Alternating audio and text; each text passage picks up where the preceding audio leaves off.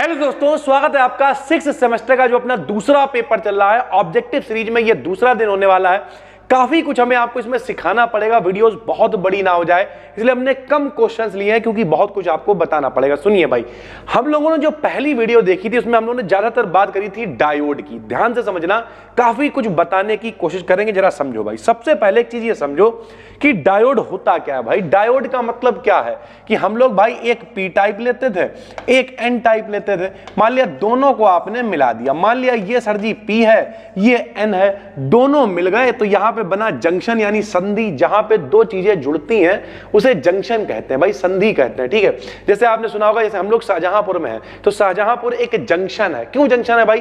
क्योंकि कई जगह जाने वाली जो लाइन है वो यहां से मिल जाती है, ट्रेन यहां भी जा रही है, वहां भी जा रही, तो ये कई लाइनों को जोड़ रहा है, तो ये जंक्शन हो गया। बरेली जंक्शन हो गया, मुरादाबाद जंक्शन हो गया। जंक्शन का मतलब जो जोड़ेगा भाई। ठीक है, तो यहां पे पी और एन दोनों मिल रहे हैं तो ये कहलाएगा पीएन जंक्शन डायोड। क्यों?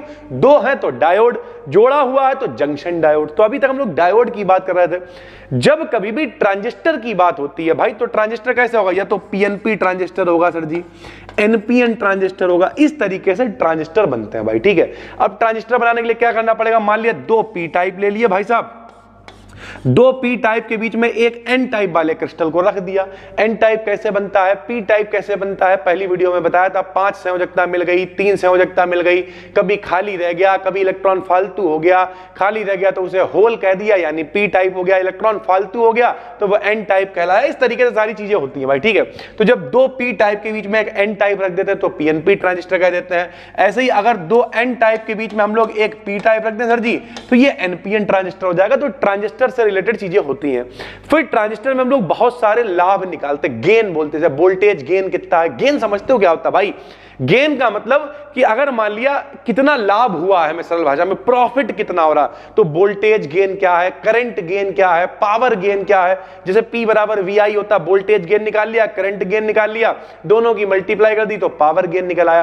तो किसी ट्रांजिस्टर का गेन क्या है? अरे यार उससे फायदा क्या हो रहा है तुम्हें? कोई भी तुमने ट्रांजिस्टर बनाया है, डायोड बनाया, कुछ भी, क्या फायदा हो रहा है? तो उन्हें सबको हम लिखते हैं किसी ना किसी कांस्टेंट से। जैसे मान लिया बीटा से लिख दिया, किसी में अल्फा से लिख दिया, किसी को गामा से लिख दिया। जब डिटेल में भैया थ्योरी इसकी बताएंगे और बहुत दिनों बाद नहीं बताएंगे, इसके डिस्क्रिप्टिव पे भी हम काम कर रहे हैं, बताएंगे, लेकिन फिलहाल ऑब्जेक्टिव में समझिए। तो ये बीटा अल्फा गामा ये सब क्या है? गेन्स हैं, पैरामीटर्स हैं भाई। ठीक है, तो पहला क्वेश्चन हमने लिया है रिलेशन बिटवीन ट्रांजिस्टर्स। पैरामीटर जो होते हैं ट्रांजिस्टर के, अल्फा बीटा गामा, इनमें क्या रिलेशन होता है? तो रिलेशन होता है बीटा बराबर अल्फा अपॉन 1 माइनस का अल्फा, एक और बराबर गामा माइनस 1। जैसे आपसे कहे सिर्फ बीटा और गामा में रिलेशन बताओ तो क्या लिख दोगे सर जी? बीटा बराबर गामा माइनस 1, बात खत्म हो गई। कोई कहते हैं अल्फा और गामा में रिलेशन बताओ तो इसे हटा दो सर जी, ऐसे लिख दो अल्फा बटे 1 माइनस अल्फा बराबर गामा माइनस का 1। इस तरीके से रिलेशंस को आप लिखोगे भाई। ठीक है, जो भी आपसे पूछा जाए वो आप लिख दोगे सर जी। उसके बाद क्या है? Alpha of a transistor is always. अब देखो, कोई अल्फा है, कोई बीटा है, कोई गामा है,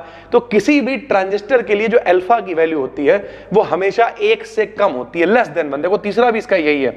अलग अलग तरीके से ये पेपर में आया हुआ है कि जो अल्फा की वैल्यू है किसी ट्रांजिस्टर के लिए, मान लिया ये अल्फा है तो अल्फा की वैल्यू क्या? जिधर दो चोंच होती है वो बड़ा होता है, सिंगल है तो भैया छोटा, यानी अल्फा की वैल्यू 1 से क्या है? छोटी है भाई। ठीक है, उसके बाद वैल्यू ऑफ करंट गेन, वही आ गया करंट गेन, इसे धारा लाभ कहते हैं भैया। अल्फा की जो वैल्यू है इन कॉमन बेस कॉन्फ़िगरेशन। अब ये जिन लोगों ने 12th में थोड़ा सही से पढ़ा होगा उन्हें पता होगा कॉमन बेस क्या होता है, कॉमन एमीटर क्या होता है, कि डायग्राम बनाते समय भैया बेस को ऐसे, अब ये बेस क्या है ये भी समझ लो, थोड़ा समझते हो चलो भैया। जैसे ट्रांजिस्टर है, ठीक है, अब ट्रांजिस्टर में भैया देखो ये है P, ये है N, मान लिया ये है, मान लिया PNP ट्रांजिस्टर है। तो जहां से भैया चीजें निकलती हैं उत्सर्जक बोलते हैं इसे। इधर वाले को क्या बोलते हैं? उत्सर्जक यानी एमीटर बोलते हैं भाई। ठीक है, ये बीच में है तो इसे हम लोग बेस बोलते हैं भाई। क्या बोलते हैं? बेस। यहां पे चीजें पहुंचती हैं तो इसे संग्राहक यानी कलेक्टर कहेंगे। जो इकट्ठा करेगा उसे कलेक्टर कहेंगे। इसका साइज हमेशा कलेक्टर का बड़ा रखा जाता है। कलेक्टर साइज बड़ा क्यों होगा?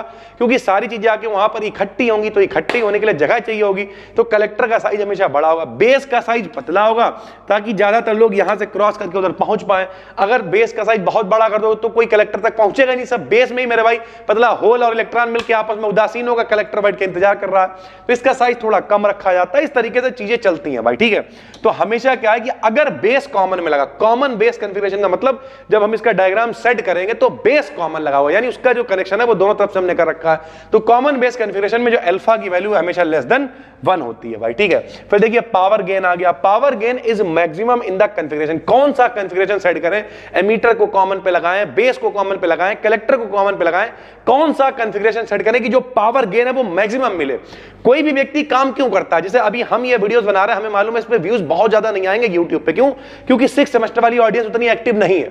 लेकिन नॉर्मली अगर चाहें तो हम क्या बनाए भाई, ऐसी वीडियो बनाए, सेकंड सेमेस्टर की बनाए, पास कैसे हो जे क्या बनाए, तो भैया गेन अच्छा मिलने लगेगा। लेकिन सारे काम भैया गेन के लिए नहीं होते, लेकिन नॉर्मली आदमी यही चाहता कि गेन ज्यादा से ज्यादा मिले।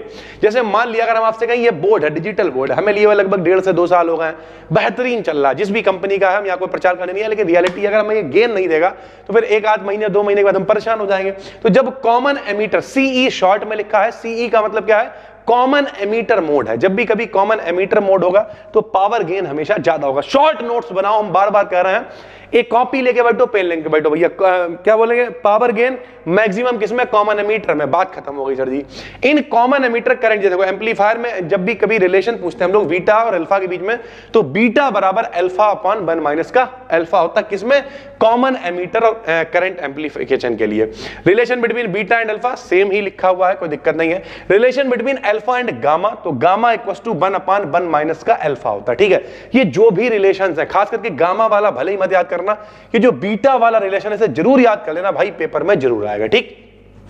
Size collector in a transistor, अभी हमने आपको बताया कलेक्टर का साइज हमेशा सबसे बड़ा रखा जाए क्योंकि ये कलेक्ट करेगा चीजों को। तो कलेक्टर का साइज कैसा होगा भाई? लार्जेस्ट होगा। In a transistor the number of PN junction. अब देखो भैया ट्रांजिस्टर में पीएन जंक्शन कितने होते हैं, तो यहां देखो मान लिया भैया ये पी है, ये एन है, ये पी है, पी एन पी। तो एक तो पी और एन के बीच में ये जंक्शन है, एक पी और एन के बीच में ये जंक्शन है, ये तो यहाँ पे जुड़े हुए हैं, यहाँ पे जुड़े हैं, यानी टोटल 2 जंक्शन होते हैं जहां पे पी और एन आपस में, देखो पी एन आपस में मिल रहा है, पी एन आपस में मिल रहा है। तो यहाँ पे 2 जंक्शंस होते हैं, किसमें? In a transistor the number of P N junctions are 2 भाई, ठीक है।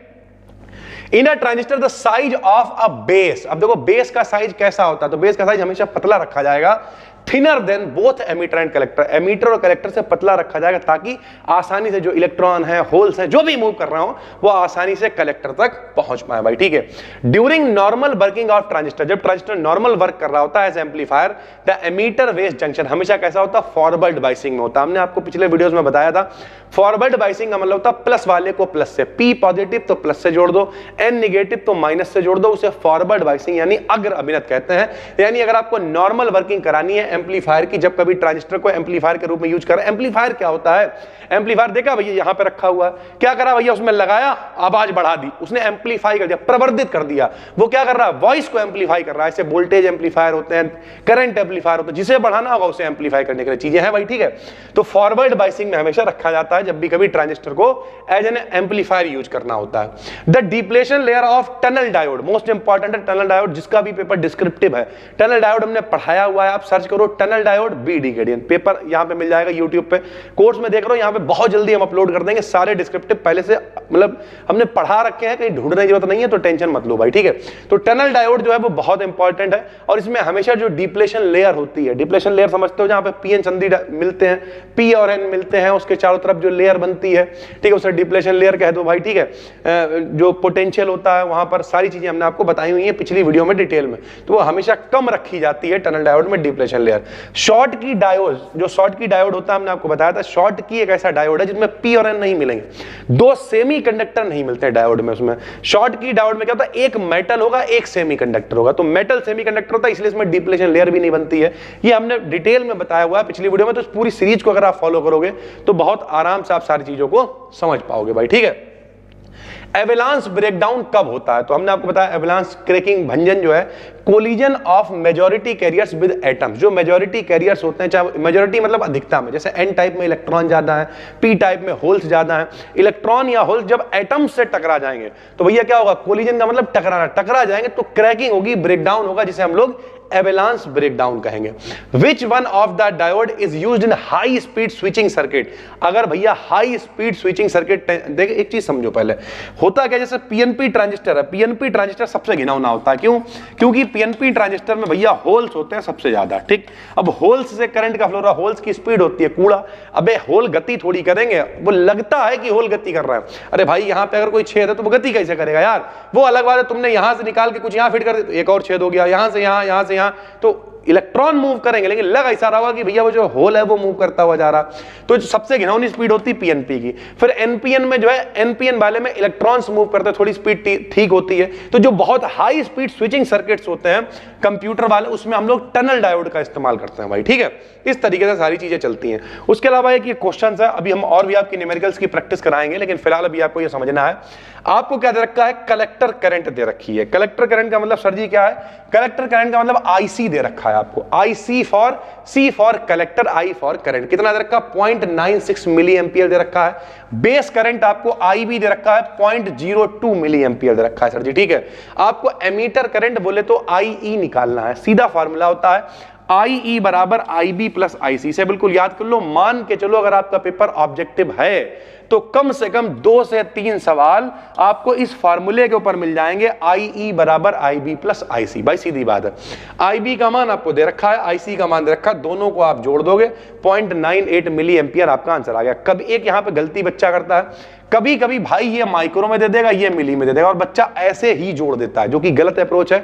याद रखना, अगर अलग अलग यूनिट हो तो सेम करनी पड़ेगी। जब भी कभी माइक्रो हो, माइक्रो हटाएंगे तो -6 लगाएंगे, मिली हटाएंगे -3 लगाएंगे, तो मतलब बराबर कर, ये ध्यान रखना दोनों यूनिट सेम होनी चाहिए। यहां पे सेम है, दोनों मिली में दे रखे हैं तो कोई समस्या नहीं है सर, ठीक है। उसके बाद करंट एम्प्लीफिकेशन फैक्टर, यानी वही धारा लाभ पूछ रहा है आपसे, करंट गेन कह लो, एम्प्लीफिकेशन फैक्टर कह लो, अल्फा बराबर IC अपॉन IE फार्मूला होता है। IC आपको दे रखा है, IE हमने यहां से निकाल दिया, यहां पे वैल्यू रखी, ठीक है। जो भी अपने पास आएगा, पॉइंट से पॉइंट कैंसिल होगा, 96/98 करेंगे तो 0.97 आंसर आ जाएगा। इसका कोई भी यूनिट नहीं होगा, कोई मात्रक नहीं होगा, क्योंकि ये रेशियो है। करंट अपॉन करंट क्या है? एम्पियर अपॉन एम्पियर, कैंसिल हो गया। तो ये एक क्या कांस्टेंट है, गेन जो है, करंट गेन, वोल्टेज गेन, ये जो भी है ये कांस्टेंट्स हैं, इनकी वैल्यू, इनका मात्रक कुछ नहीं होगा मेरे भाई, ठीक है। तो ये लगभग हमने यहाँ 15 से 20 के करीब क्वेश्चंस लिए थे, ताकि आपको सारी चीजें बता पाएं। स्पीड और ज्यादा बढ़ा रहे हैं, लगातार काम कर रहे हैं। असलियत में आज जो है अपना एक जो दूसरा चैनल है बी डिकेडियन BSc, वहां पर हमने लगभग 5 वीडियोस डाली हैं 4th सेमेस्टर की। तो एक एक करके कर रहा है। मान लिया 4th सेमेस्टर एक दिन में 5 बना दी, एक दिन में 6th सेमेस्टर की 5 बना दी। जैसे कल केमिस्ट्री की हम प्लानिंग कर रहे हैं कि 6th सेमेस्टर की केमिस्ट्री लेके आएंगे, एक पूरा 1 शॉट। जो अपना एक हम बना चुके हैं अभी, कोई चैप्टर है, ध्यान नहीं आ रहा इस समय, कोलिगेटिव प्रॉपर्टीज से रिलेटेड ही है। दूसरा अभी रियल और आइडियल सॉल्यूशन से रिलेटेड पूरा जो है वो 1 शॉट पे काम कर रहे हैं, तो वो कल वीडियो पब्लिक होगी भाई, ठीक है। तो इस तरीके से सिनेरियो सेट कर रहे हैं, टेंशन बिल्कुल भी नहीं लेनी है। डिस्क्रिप्शन में आपको प्लेलिस्ट दे रहे हैं, वहां पे सारी चीजें 1 to 1 हम एक साथ में ऐड करते जा रहे हैं, उसे आप पढ़ते रहिए। बी डिकेडियन BSc जो चैनल है वहां पे डिस्क्रिप्टिव भी लेके आ रहे हैं, जैसे अभी जल्दी में GM काउंटर पब्लिक करा था, इस तरीके से जो भी है, साइक्लोट्रॉन है, सिंक्रोट्रॉन है, ये भी सारी चीजें पब्लिक करने वाले हैं। तो बस आपको मन लगा के पढ़ते रहना। जो लोग कोर्स में देख रहे हो, यहां पर भी बेहतरीन से बेहतरीन सारे टॉपिक्स आपको लेके आएंगे। आज 1 अप्रैल को हमने एक चैलेंज लिया है मेरे भाई, ठीक है। वो किसी को बता नहीं रहा है, अपने आप में चैलेंज है, वो आपको दिखेगा थोड़े दिन के बाद। बताने से अच्छा है करके दिखाने की कोशिश। तो फिलहाल नए हो, चैनल को सब्सक्राइब कर लो, और पहली बार देख रहा हो तो डिस्क्रिप्शन में प्लेलिस्ट है या फिर कोर्स का भी लिंक है, सारा कंटेंट एक जगह पे मिल जाएगा। और ये PDF टेलीग्राम पे भी मिल जाती है, बी डिकेडियन BSc जो कि बिल्कुल फ्री चैनल है टेलीग्राम पे, आप वहां पे भी जाके ज्वाइन कर सकते हो। फिर मिलते हैं, तब तक के लिए धन्यवाद, थैंक यू।